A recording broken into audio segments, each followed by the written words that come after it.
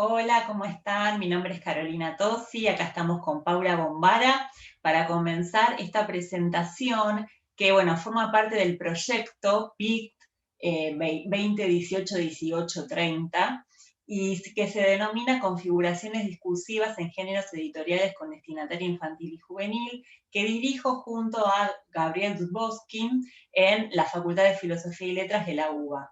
La presentación que haremos aquí es justamente parte de esta investigación mayor. Y en este grupo de investigación contamos con la valiosa participación de Paula Bombara.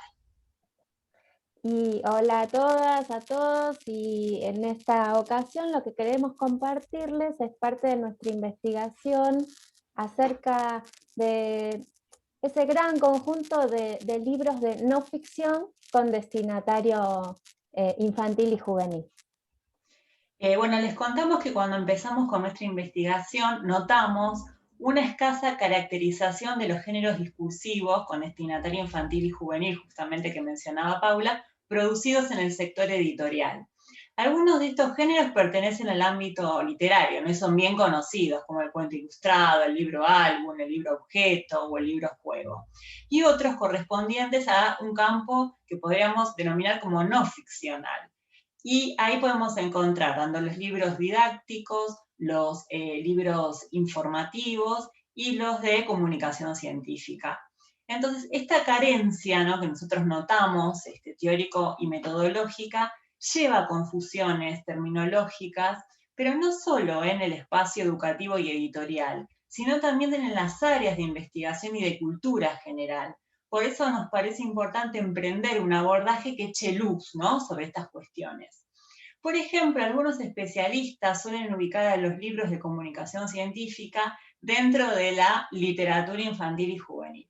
Entonces, esta decisión podría encontrar explicación en una de las acepciones de literatura, ¿no?, que refiere a, y acá cito, un conjunto de obras que versan sobre una determinada materia según el diccionario de la Real Academia Española, como puede ser la literatura jurídica o la literatura médica. Pero en el caso bajo análisis no se corresponde con tal sentido. ¿Por qué? Porque la materia de los libros de la comunicación científica no sería lo infantil o lo juvenil, sino justamente la transmisión del conocimiento científico. Esta situación, sin duda, no se da, ¿no?, en la literatura para adultos, ya que sería extraño que se ubique un libro de no ficción dentro del campo literario o de la dimensión de lo adulto. Asimismo, la indeterminación en la delimitación de los géneros acarrea problemas concretos, como sucede en las compras gubernamentales para los colegios estatales, por los planes nacionales de lectura, que justamente plantea la presentación de libros de LIG, ¿no?, excluyendo los libros informativos y de comunicación científica, ¿no?, que quedan así relegados de la licitación. Para sumar otro ejemplo, hago referencia a que, por ejemplo, una de las categorías de los prestigiosos premios nacionales, que ofrece también el Fondo Nacional de las Artes, es literatura infantil y juvenil. Entonces, considerada de este modo como género, no se tiene en cuenta que dentro del campo de la LIG existen diversos géneros, como cuento, libro, álbum, poesía, etcétera, que terminan compitiendo entre sí dentro de esa amplia categoría que los engloba. Entonces, la primera diferenciación que hay que hacer es entre el ámbito ficcional, en donde entran, bueno, diferentes géneros literarios, y el ámbito no ficcional.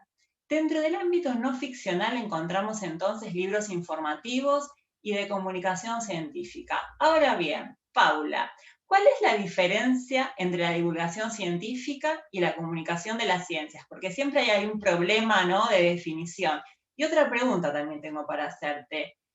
¿Qué diferencia hay entre los libros de comunicación científica y los informativos? Bueno, la diferencia fundamentalmente está en cómo apreciamos al destinatario de estos libros. Viste que el verbo divulgar significa poner al alcance del público, es decir, al alcance de la gran mayoría de las personas. Pero vulgo es una palabra que durante muchas décadas se usó con un sentido peyorativo. Eh, eh, Y ese sentido podía entenderse como que la comunidad científica estaba apartada y por encima del resto de la sociedad, y no como una parte integrante de la sociedad. Eh, entonces, a mí me parece que, y lo estamos revisando, y es parte de la investigación que estamos llevando a cabo, que frases como comunicación científica, o comunicación de las ciencias, o comunicación pública de las ciencias, tienen más relación con lo que queremos transmitir, que es que quienes nos dedicamos al quehacer científico, ya sea de ciencias sociales, naturales o exactas, lo hacemos como parte integrante de la sociedad y con un compromiso con esa sociedad, y no como alguien, como personas apartadas de la misma. ¿Y cómo se transmite el conocimiento de las ciencias? Se transmite a través del lenguaje, como cualquier texto, pero trabajando de una manera particular ese lenguaje. De modo que esos conocimientos queden expresados con un vocabulario que conozcamos todos, en el cual se vayan buscando la manera de que esas palabras técnicas, esa jerga propia de cada disciplina, no se transforme en un obstáculo en la lectura, sino que al contrario nos permita ir enriqueciendo las capas, los niveles de diálogos entre unos y otros. No dar por sentado que todos conocemos esas palabras, sino justamente presentarlas, la oportunidad de enriquecernos. Así, por ejemplo, hay palabras que ya conocemos y que ya están presentes en nuestra vida cotidiana. Por mencionar algunas, ADN, o ahora con estas circunstancias, pandemia, o variante genómica, o discurso hegemónico, todas frases acuñadas en un campo disciplinario particular que cuando se trata de transmitir esos conocimientos a la gran mayoría de las personas tenemos que aclarar qué significan, aunque ya transcurran por otros ámbitos como pueden ser los periodísticos. Nunca está de más aclarar bien qué significan esas frases. Y respecto a la otra pregunta sobre la diferencia entre los libros de comunicación de la ciencia, los libros informativos, lo que encontramos es que hay una variedad muy grande de libros que transmiten información que no provienen de ámbitos de investigación científica, eh, o que no están escritos por científicos. Incluso cuando se trata de libros de los mismos temas. Hay, por ejemplo, libros de cocina que están escritos desde una mirada científica, y libros de cocina que simplemente transmiten la manera de elaborar una receta, la manera de elaborar un plato, es decir, en forma de receta. Luego hay que pensar cómo se configuran, ¿no es cierto?, los autores. Y, y respecto a cómo se configuran, no sé, si vos tenías una pregunta o si sigo. Sí, a mí o sea, lo que quiero que quede claro y también entenderlo yo, cómo se configuran, ¿no?, los autores en cada grupo. No es Ahí fácil, no es es fácil donde, no, responder. porque además ahí en eso estamos trabajando en este momento. Entonces lo que podemos compartir es lo que estamos pensando ahora, que como solemos decir, no es un saber estabilizado, ¿no es cierto? ¿Qué quiere decir esto? Que lo estamos pensando, que lo estamos discutiendo, nos estamos haciendo preguntas a ese respecto. Cuando un autor, pensándolo desde nuestros términos, como sujeto de una enunciación, cuando un autor establece un diálogo, en este caso con sus lectores, se presenta a sí mismo de una manera que Menguenó llama etos, ¿no? Etos discursivo. Esta imagen de sí mismo es, en esta construcción de esa imagen es donde nosotros estamos encontrando esas diferencias. Y lo que podemos decir es que si el autor se presenta a sí mismo, es decir, si se configura como alguien que conoce fluidamente y en profundidad un tema, eh, si es riguroso con ese conocimiento, si vemos que lo transmite prestando especial atención a cierto vocabulario, por ejemplo, recurriendo a comillas o a citas de autoridad de colegas que lo precedieron y que ya tienen otro prestigio. Si se deja leer en lo que escribe una supremacía por el conocimiento más que por la opinión personal que tiene respecto a ese conocimiento. Si la presentación editorial figura una biografía del autor o una enumeración de antecedentes académicos, eso también es importante para darnos señales de que estamos ante un libro de transmisión de conocimientos científicos. Es importante que esté en la presentación del libro el porqué de que se haya elegido esa persona. Y ahí hay una confluencia, ¿no? Porque ese porqué lo tiene que explicar en parte los responsables editoriales, pero también se deja leer en cómo está escrito ese texto. En los libros informativos no están estas características. A veces nos pasa, Caro, que ni siquiera encontramos al autor de los textos cuando revisamos los paratextos, ¿no es cierto? Entonces acá a mí me interesaría que compartiéramos qué características enunciativas especiales tienen estos géneros de la no ficción. Bueno, para responder a esta pregunta podemos por ahí hacer referencia desde el análisis del discurso Mengenov, ¿no? Él hace una diferenciación muy importante entre lo que es la situación de comunicación y la escena de enunciación. Por un lado, él va a decir que la situación de comunicación está ligada a circunstancias sociales o condiciones exteriores, ¿no? Va a decir. Que implica una serie de elementos, ¿no? Por ejemplo, el estatus de los participantes, las circunstancias apropiadas para que el discurso logre su objetivo, el medio por el que se realiza, oral, escrito, ¿no? El tipo de lengua que se usa, su inscripción temporal, por ejemplo, cuál es la periodicidad o duración de un texto, ¿no? Según el género al que pertenece, el plan u organización del texto y finalmente el objetivo, la finalidad, ¿no? Que se acorde siempre con el género discursivo. Por otro lado, la escena de enunciación, él la define, más que nada la considera desde el interior del discurso, ¿no? Él, en la medida en que para él un texto es una huella, ¿no? De un discurso en el que la palabra es puesta en escena. Entonces el autor postula que en la escena de enunciación hay tres clases de escena. Una es la escena englobante, que se refiere al tipo de discurso.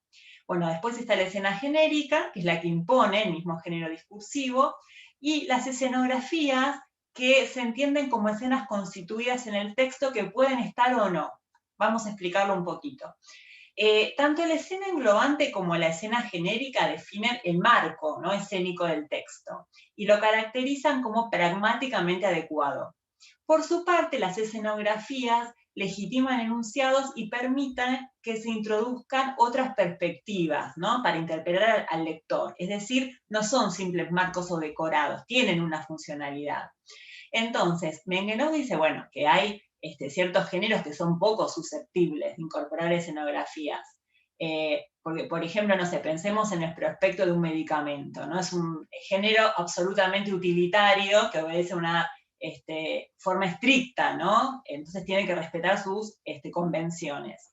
En cambio, hay otros géneros que debido a su naturaleza exigen, o por lo menos pueden, ¿no? Contar con una multiplicidad de escenografías, como por ejemplo el discurso publicitario o el político, que justamente lo que hacen es movilizar escenografías que son variadas, ¿no? En la medida en que para persuadir a su destinatario deben seducirlo, cautivarlo. Entonces, qué sé yo, un político puede referirse, no sé, a sus seguidores como si fuera una carta, ¿no? Que le escribe el padre al hijo, o en una escena de profesor-alumno, hay diferentes escenografías que se pueden ir instalando.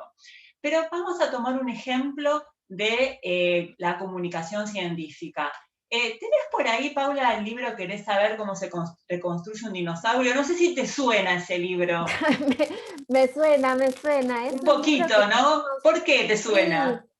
Me suena porque es parte de la colección de comunicación de las ciencias que llevo adelante en Eudeva desde el año 2003-2004, y lo más lindo de esta colección para mí, que soy la directora, es que trabajo con científicos y científicas que se dedican a investigar en cada área. Y en el caso de querer saber cómo se reconstruye un dinosaurio, trabajé con Ezequiel Vera y con Agustín Martinelli, que son dos paleontólogos, y las ilustraciones las hizo Cristian Bernardini, que es otra parte interesante, que es cómo se muestra ese conocimiento. Acá hay un ejemplo de las escenas que mencionaba Caro. Exacto. A ver, en ese libro la escena englobante, es decir, el tipo de discurso, ¿no?, en el que se enmarca, es el de la comunicación científica. Entonces, acá en la escena englobante no habría nada que remita a los destinatarios configurados, no hay nada de infantil o de juvenil en ella. Es decir, no nos encontramos con algo que pueda catalogarse como discurso infantil, sino como discurso de comunicación científica. Entonces, esta idea que planteamos en el grupo tira por la borda todas aquellas concepciones que le dan prioridad o relevancia al destinatario, ¿no?, en este caso infantil, por sobre el tipo de discurso. Entonces, desde esta perspectiva, no existe una escena englobante que abarque a géneros con destinatario infantil y juvenil, sino que cada escena discursiva responde a una escena englobante correspondiente al tipo, ¿no?, del discurso al que alude. Pero si nos referimos a las escenas genéricas bajo análisis, si querés, por ahí podés mostrar alguna de las que están más adelante. Bueno, puede haber seguramente exposición, explicación, puede haber bueno, algo de narración también, ¿no?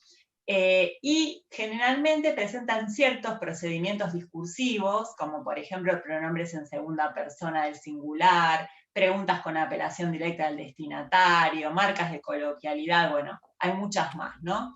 Pero también son susceptibles a incorporar escenografías, que es la que mostró Paula al principio, ¿no? Que es un cuaderno de anotaciones, podríamos decir, ¿no, Paula? Que recrea el trabajo de investigación que realiza el paleontólogo, ¿estamos bien? Claro, Vos sos sí, porque especialista, así que vos cualquier cosa corregís. el personaje que va guiando el texto es, bueno, una caricatura de un paleontólogo que está llevando adelante esto de reconstruir un dinosaurio, ¿no? Exacto. Entonces, fíjense que en este tipo de libros, el estilo y la estructura de la explicación, sumada a las ilustraciones, como mencionaba Paula, y las escenografías montadas, les asignan características específicas a los libros de comunicación científica destinadas a público infantil y juvenil. Sin embargo, es cierto que algunos recursos pueden aparecer en la divulgación científica para adultos. Y en ¿no?, en últimas instancias, es el mercado editorial el que define al público, ¿no?, si es infantil, juvenil o adulto. Y ahora le pregunto a Paula, ¿no? Algo que me parece que está bueno justamente para profundizar, que creo que siempre está esas preguntas ahí como flotando. ¿Todo conocimiento es científico? Bueno, vamos a responderla mostrando distintos libros. Así cada uno de ustedes, cada uno de nosotras seguimos investigando y respondiéndonos esto, ampliando cada vez más el conjunto de libros que vamos conociendo y que vamos discutiendo. Pero vamos a ver otros libros que toman este tema de los dinosaurios, de la paleontología y de la arqueología. Miren, ya les mostramos y vieron algunas de esas ilustraciones. Este es un libro que en su contratapa tiene los antecedentes de los autores científicos y también que se deja ver por cómo está escrito esa pertenencia a la comunidad de la ciencia. Otro ejemplo de libro que toma este tema, a ver, acá tengo unos de la misma colección que son de arqueología. Es otra ilustradora, es otra autora científica, Dana de Fiore, es arqueóloga, egresada de la UBA, y de lo que se trata acá es de explicar en qué consiste ese trabajo tan poco frecuente que es ser arqueóloga. Otro libro de comunicación científica, pero fíjense qué diferente, es uno surgido de un instituto de investigación de Santa Cruz, que también está profusamente ilustrado con fotografías y con esquemas. Por ejemplo, acá, vieron en el otro había puntas de flecha, fíjense acá cómo se presentan los tipos de caracoles encontrados y de invertebrados encontrados en estas investigaciones. Otro libro, que este sí yo no lo consideraría de comunicación científica, es este, de Satoshi Kitamura. Este yo lo considero un libro informativo, ¿no, Caro? Creo ¿Y que por qué? habíamos... ¿Por qué te parece? Yo estoy de acuerdo, pero a ver, para que quede Por claro un la lado porque, bueno, diferenciación. tiene un gran atractivo que sea justamente un ilustrador del porte de Satoshi Kitamura, ¿no? Que nos va a traer y que de hecho cuando yo vi que había escrito esto me lo compré inmediatamente. Inmediatamente. Me encanta. Pero, por ejemplo, él lo sitúa como dentro de un libro informativo agradeciéndole a una persona que trabaja en el Museo Ashmolean de Oxford. Figura en los agradecimientos. Eso ya nos da una idea desde qué lugar lo creó, ¿no? Desde cuáles eran sus intereses y la finalidad, que era justamente transmitir una información, pero también un sentimiento que él tenía, o una... el gusto que él sintió al recorrer y al visitar estas escenografías que estaban en ese museo. Y fíjense que lo construyó como una ficción, porque él dice que estaba paseando por un bosque, se tropezó y cayó, un poco como Alicia, ¿no es cierto? Pero cayó y cuando se encontró en un lugar frío y oscuro, y cuando salió a caminar vio que todo el paisaje había cambiado, y ahí resultó que se encontró con una niña de la edad de piedra. Entonces, con las sucesivas páginas nos va mostrando cómo vive esa niña, es decir, nos va pasando información, cómo confeccionan la ropa, cómo viven, cómo cocinan sus alimentos, llegan a una cueva donde están las pinturas rupestres. Es decir, hay información, pero no de la misma manera en que la puede transmitir un arqueólogo, no puede transmitir un paleontólogo. Otro ejemplo, que son los libros que nos resultan más interesantes y desafiantes, son los que se escapan de todas estas categorías, ¿no? Ya vimos ejemplos, dos tipos de libros de comunicación de las ciencias, uno mucho más cercano a lo académico, como el que mostrábamos que es para jóvenes en realidad también. Vimos algunos mucho más dirigidos a primeros lectores, como los de la colección ¿Querés saber? Vimos un libro informativo y este es una belleza. Este libro, Bajo las estrellas, es una composición donde hay una parte poética escrita por Roberta Iannamico y una parte de comunicación de las ciencias escrita por Alejandra Puppio. Podrían publicarse por separado y serían dos obras muy interesantes, pero juntas son más interesantes todavía, porque a la palabra poética de Roberta le continúa como un diálogo la palabra de experta de Alejandra, y lo que termina siendo es un libro que te llena de preguntas. No es casual que la parte poética esté primero también, eso resulta muy interesante, porque por las palabras de Roberta nos despierta curiosidad, ¿por qué escribió eso? ¿Y de qué manera lo escribió? ¿Por qué eligió esa forma? Y después, cuando encontramos la parte de Alejandra, nos damos cuenta hacia dónde iban esos escritos. En la parte de Alejandra también hay ilustraciones, pero es un texto, en la parte de Roberta, por ejemplo, miren cómo está dispuesto el texto, hay caligramas, hay guardas que también refieren, miren este escrito en forma de cuenco. Es un libro inclasificable, que son los que también nos desafían. Creo que vos también tenías otro libro de esos Sí, tan hermosos y bueno, desafiantes es para mostrar. exacto, con la cabeza en las nubes, que seguramente, bueno, muchos lo conocen, presenta una primera parte artística con fotos de nubes intervenidas por artistas y con espacio para la intervención del lector, ¿no? Que, bueno, es un libro que está, bueno, editado por Diego Bianchi, de pequeño editor. Bueno, intervenido por una gran cantidad de artistas, podemos ver acá algunos, ¿sí? Y justamente la segunda sección hay una explicación científica. Entonces se acerca un poco al libro, ¿no?, que comentaste recién, justamente como el arte y la ciencia ahí se amalgaman, explotan en un libro, ¿no? Y creo que la potencia ahí es mucho mayor. Y acá, ¿sabes, Paula? Voy a traer una frase de Ruano que me parece que es relevante para estos casos. Ella sostiene que las clasificaciones y las etiquetas nos ayudan a comprender el mundo y a desarrollar el pensamiento. Sin embargo, destaca que lo maravilloso sucede cuando nos encontramos frente a lo inclasificable, frente a aquello que rompe el aparato categorial previo y nos hace construir uno nuevo, porque justamente plantea desafíos, ¿no? Creo que eso es lo más interesante y lo que más nos mueve también a nosotras como investigadoras.